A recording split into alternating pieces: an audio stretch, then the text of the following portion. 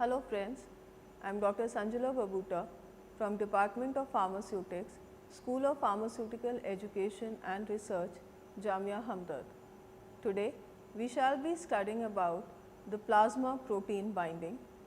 In this module, we shall be covering the various topics like the types of plasma proteins, factors affecting drug protein binding, methods of measuring plasma protein binding, the kinetics behind the protein binding and the significance of plasma protein binding.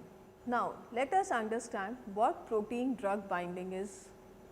A drug, when administered in the body, can interact with the various blood and extravascular tissue components like proteins, DNA, melanin to form a drug macromolecular complex.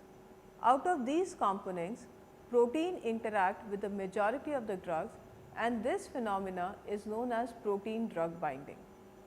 Binding of a drug can augment or diminish a drug's performance in the body. Lesser the binding to the various kinds of proteins, more efficiently a drug can transfer through the cell membranes.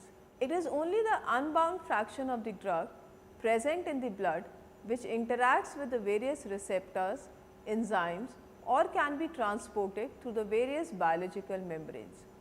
Even the metabolism of this unbound fraction would be extensive and would be excreted much faster as compared to the bound fraction.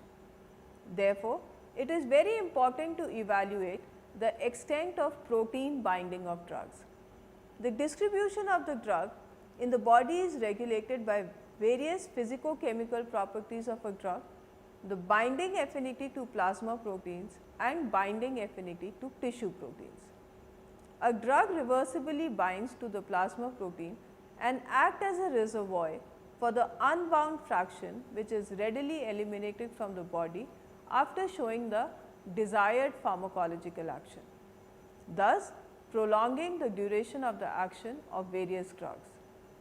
The drug binding to the plasma protein is through the hydrogen bonds, ionic bonds, hydrophobic bonds or the van der Waals forces, which are considered to be the weak chemical bonds, and therefore, the binding is considered to be a reversible process. However, irreversible drug binding could also arise due to covalent binding, resulting in the increased chances of carcinogenicity or tissue toxicity of the drug. Like for example, chloroform and paracetamol metabolites when bind covalently to liver could result in hepatotoxicity.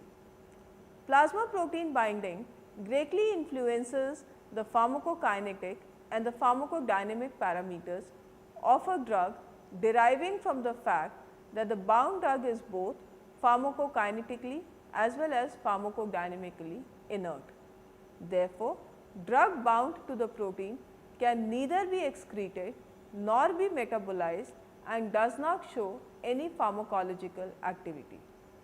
Protein binding is considered significant for certain classes of drugs such as sulfonamides, anticoagulants, non-steroidal anti-inflammatory drugs, several compounds used in cancer chemotherapy and certain endogenous hormones like thyroxine and corticosteroids.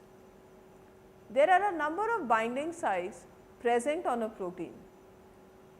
Competition for plasma protein binding sites between various drugs could lead to serious adverse reactions.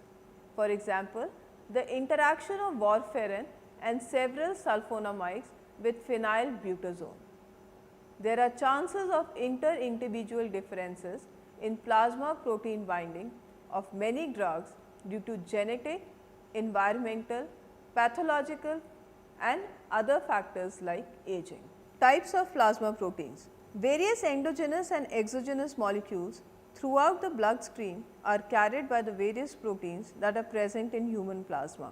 There are over 60 different types of proteins in human plasma, out of which albumin is the most abundant. Reactive groups originating from the tertiary structure of the proteins result in the binding of the drugs and other endogenous compounds. The law of mass action which proposes that the proportion of bound drug remains constant provided the binding sites are not saturated, governs the interaction between the protein and the drugs. Saturation of majority of the drugs within the therapeutic range is generally not observed, but the statement does not hold true as in the case of drugs like valproic acid, which indicates saturable binding at therapeutic plasma concentrations. The vital plasma proteins include albumin, lipoproteins and various globulins. The drug binds to the plasma protein in the following order: albumin followed by alpha acid glycoprotein, then lipoproteins and then globulins. Now let us study in detail about the characteristics of these proteins. The first is human serum albumin, also known as HSA. This is a highly soluble and the most abundant plasma protein with a concentration ranging from 35 to 50 milligram per ml. It plays a vital role in maintaining the blood pH, the colloidal osmotic pressure and is accountable for most of the thiol content of the plasma. Human serum albumin has a molecular weight of about 65,000 daltons. It is composed of a single chain of 585 amino acids. It has the ability to bind to a large variety of all types of drugs and various endogenous compounds like fatty acids, bilirubin and tryptophan. It binds comprehensively to weak acids, neutral and weak basic compounds.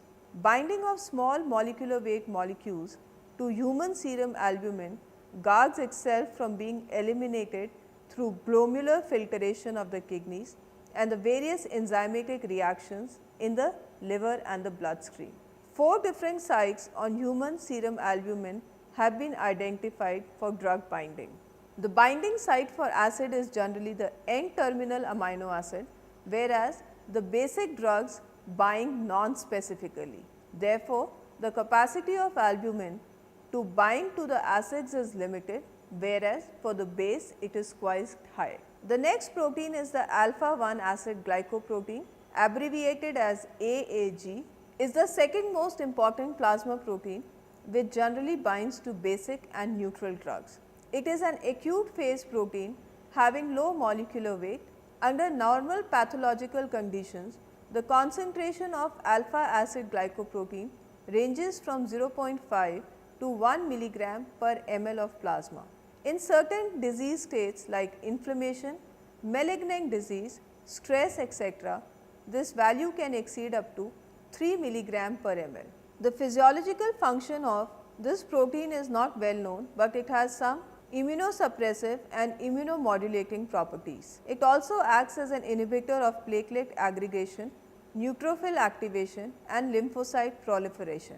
There are a number of factors that affects the drug alpha acid glycoprotein binding, like the concentration of this protein in the blood plasma, heterogeneity of the glycan, AAG polymorphism, pH and competitive binding of AAG with other endogenous or drug ligands. It consists of a single wide and flexible site, and in some cases it is believed to have 2 overlapping sites. Here the binding is mainly by the hydrophobic bonds. It is an important binding site for basic drugs like imipramine, lidocaine, etc. The next protein is the lipoprotein. Lipoproteins having high lipid content bind to the lipophilic drugs through hydrophobic bonds. The concentration of lipoprotein in the blood plasma is variable and is much less as compared to the human serum albumin and the alpha acid glycoprotein. The drug binding to the lipoprotein generally depends upon the lipophilicity of the drug molecule as the drug has to dissolve in the lipid core of the protein. Different classes of lipoproteins are chylomicrons, very low density lipoproteins, low density lipoproteins and high density lipoproteins. Basic and the lipophilic drugs have generally higher affinity for lipoproteins. Various drugs like diclofenac, cyclosporin, chlorpromazine are example of certain drugs that show binding affinity for lipoproteins. The next plasma proteins are globulins. which have been identified in the blood plasma. There are different types of globulins like alpha globulin, it is also known as transcortin. It helps in binding many of the steroidal drugs, namely cortisone and prednisone. Therefore, it is also known as a corticosteroid binding globulin. The second is the alpha 2 globulin. It is also known as ceruloplasmin. It generally binds to vitamin A, D, E and K and also to cupric ions. Beta 1 globulin, it is also known as transferrin and it binds to ferrous ions. Beta 2 globulins, they bind to carotenoids, and the gamma globulins, which generally binds to antigens. The different types of plasma proteins and their characteristics have been summarized in table 1 as shown on the screen. Now, let us study the various factors that affect the protein drug binding. First of all, we will study about the protein related factors. In the protein related factors, the major factor is the concentration of the protein in the blood plasma. This is the most important parameter affecting the protein drug binding. As human serum albumin constitutes the major portion of the human serum plasma, so most of the drugs bind to it. The number of binding sites which are available on the protein. In association with the concentration of various proteins which are available for the binding of various drugs, the number of binding sites over different proteins also play an important role in protein drug binding. The physicochemical nature of the protein. The various physicochemical properties of the drugs also play an important role in the drug binding process. Lipophilicity is the most significant parameter for the protein drug binding to occur in the body. With an increase in the lipid content of the drug molecule, the rate of protein binding process also increases. The second are the drug related factors, and under the drug related factors, the first are the physicochemical properties of the drug.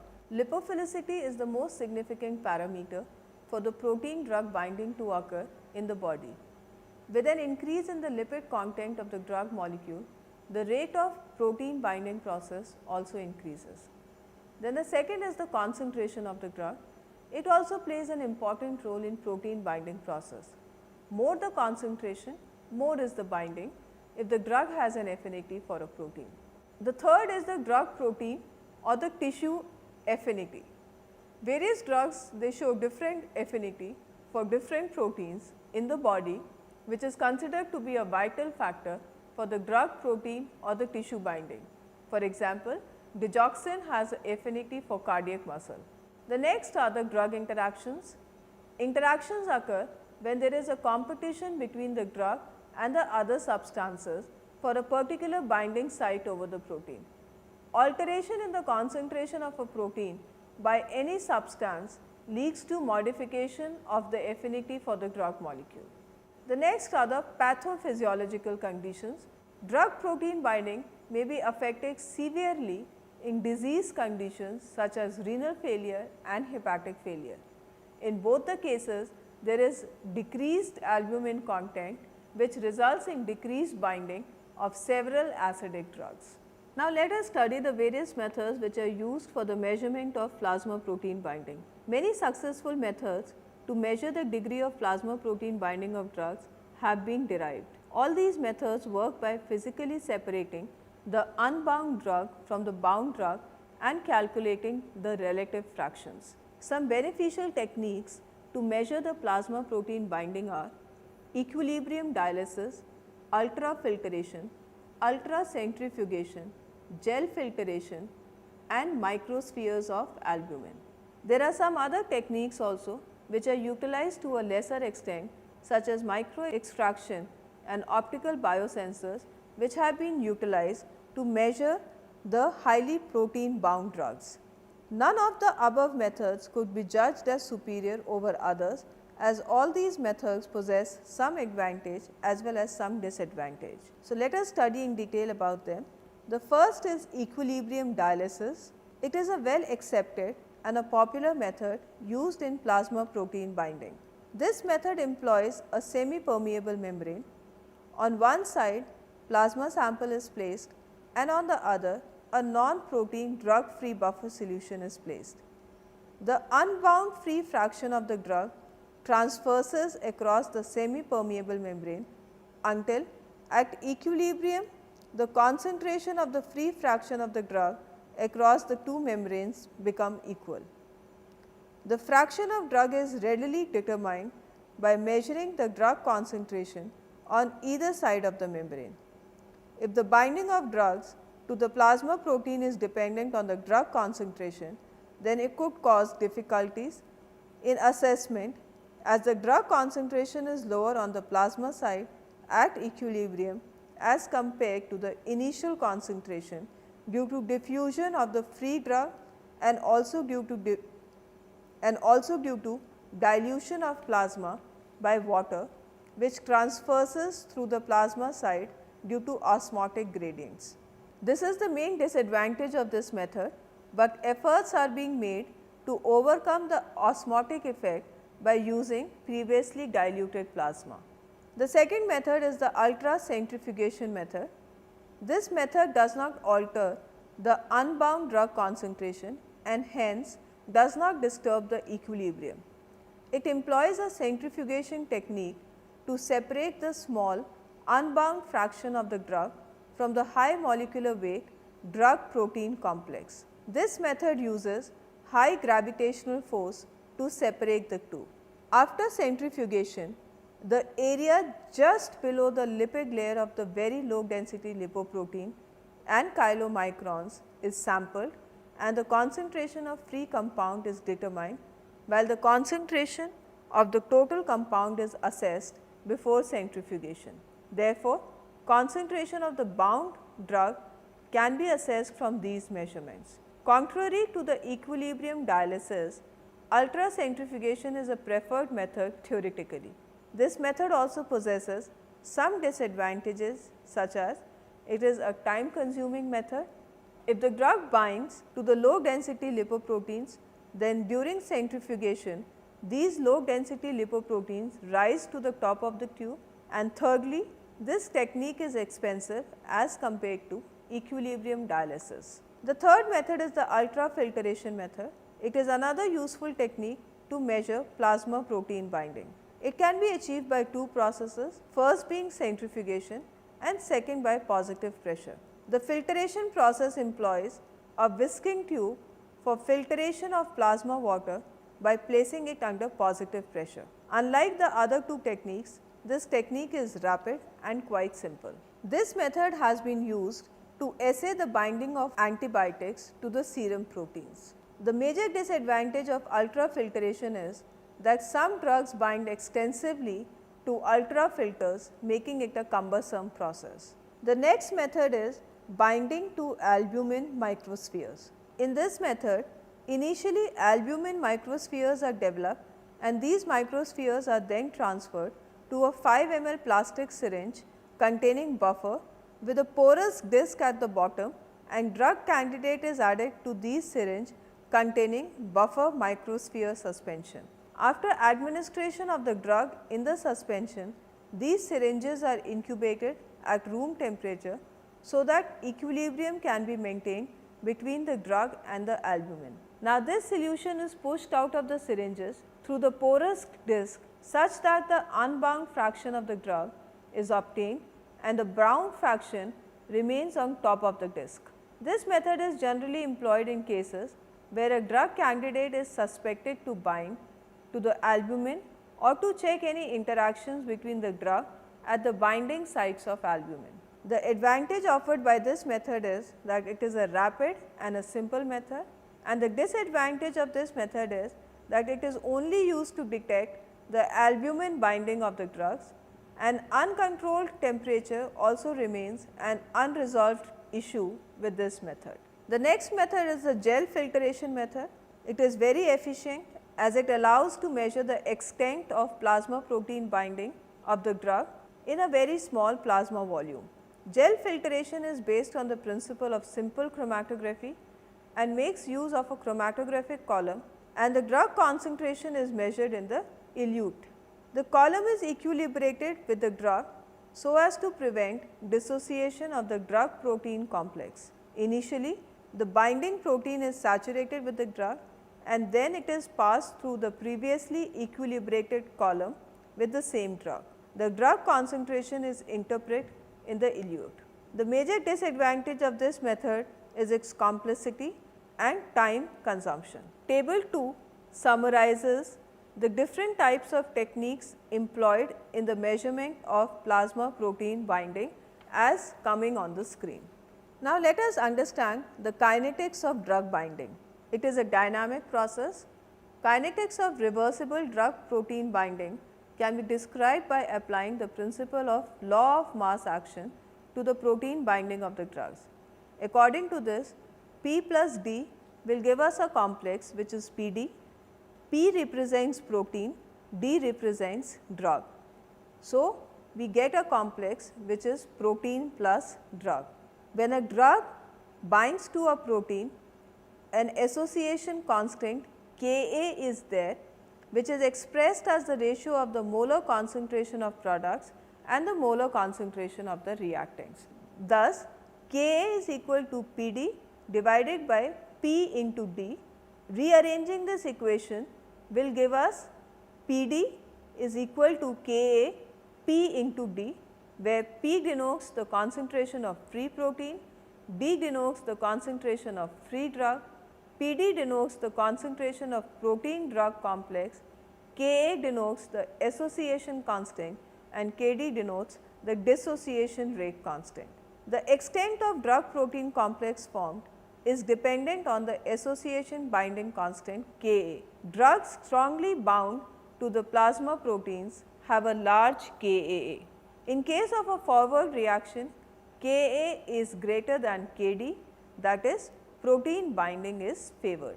In the in vitro experiments, pure albumin is used as a standard protein source, since this is majorly responsible for the binding of the drugs. To study the binding behavior of a drug, a determinable quantity R is defined, which is the number of moles of bound drug upon total moles of the proteins.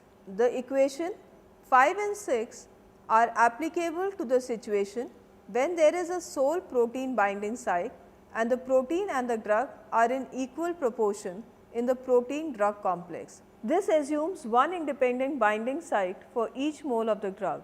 In some instances, protein binding sites are more than one, or let us assume there are n number of binding sites available per mole of the protein, then the equation could be rewritten as the one shown as 7, where n is equal to the number of binding sites and R is the number of moles of drug bound upon total moles of protein.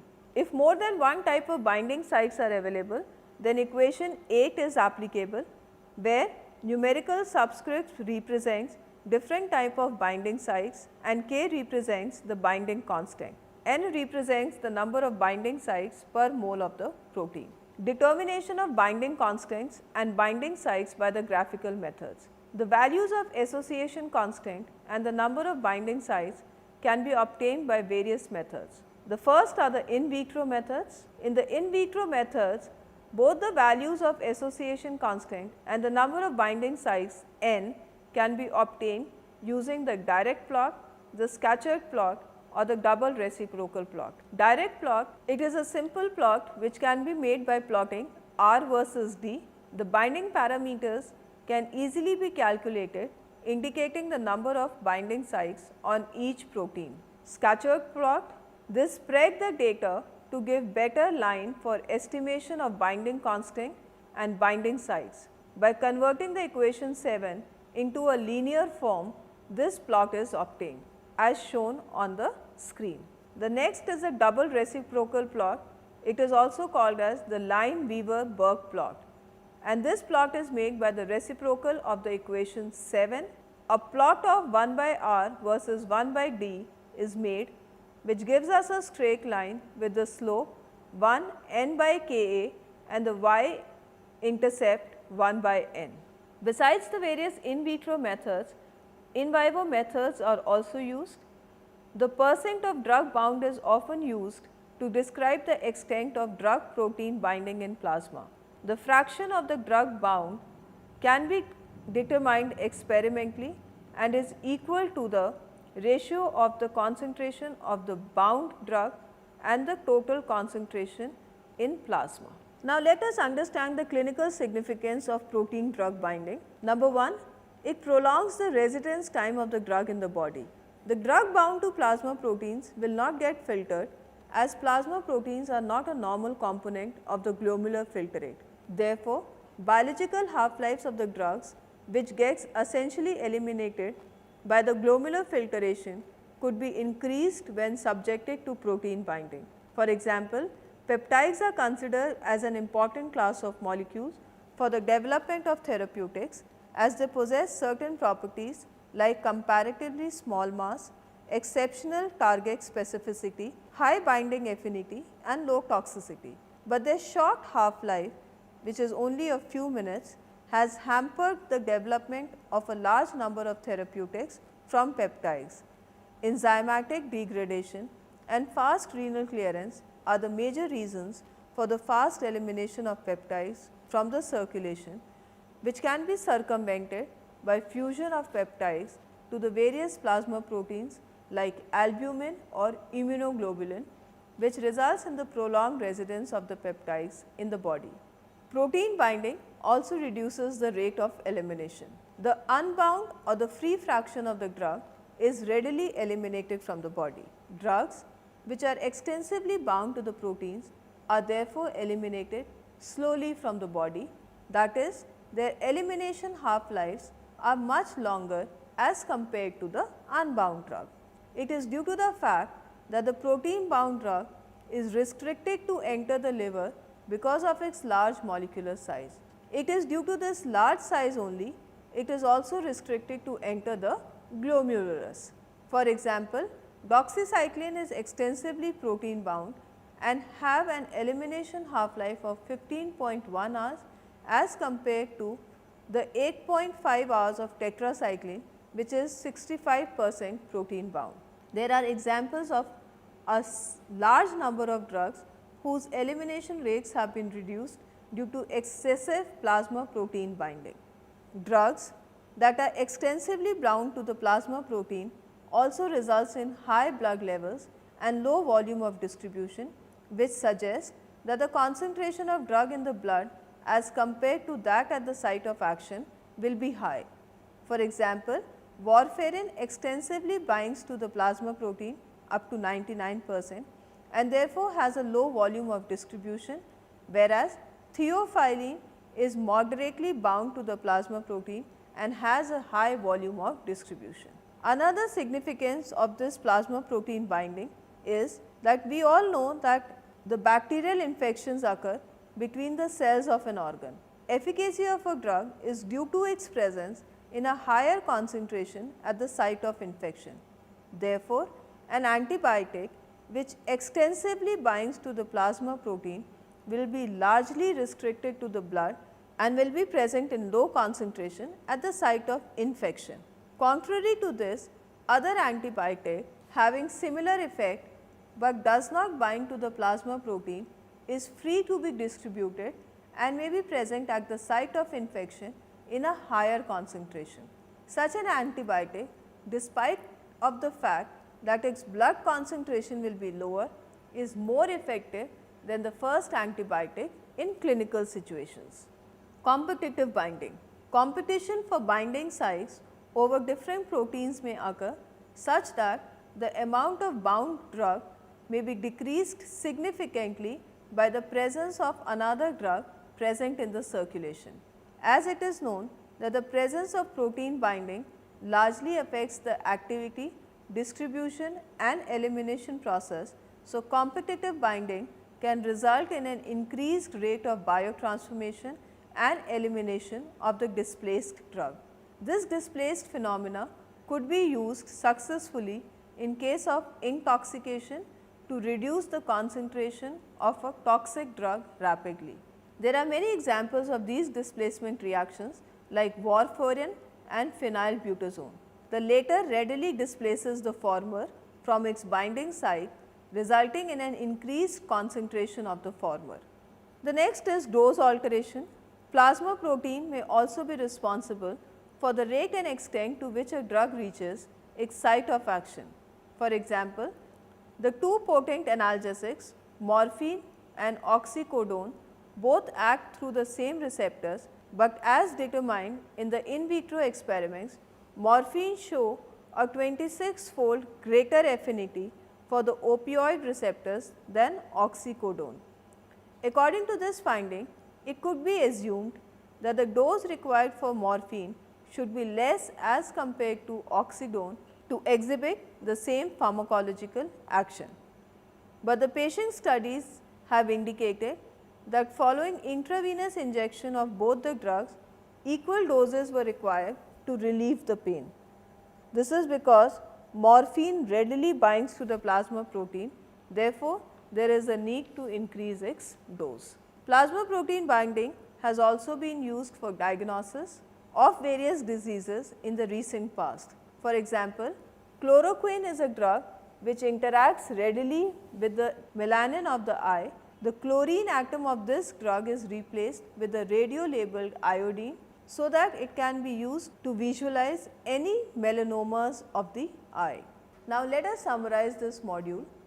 An administered drug can interact with a variety of blood and extravascular tissue components, out of which drug binding to plasma protein is the most significant.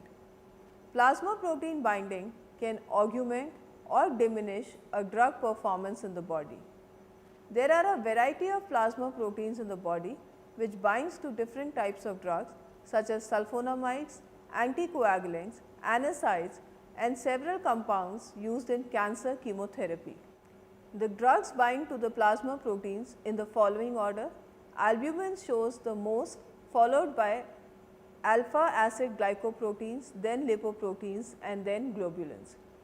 The extent to which a drug is bound to a plasma protein is of great significance and can be measured by different techniques such as equilibrium dialysis, ultrafiltration, ultracentrifugation, gel filtration, etc. Plasma protein binding plays a significant role in absorption of various insoluble drugs, diagnosis of several diseases, dose alteration of various drugs, etc. Thank you.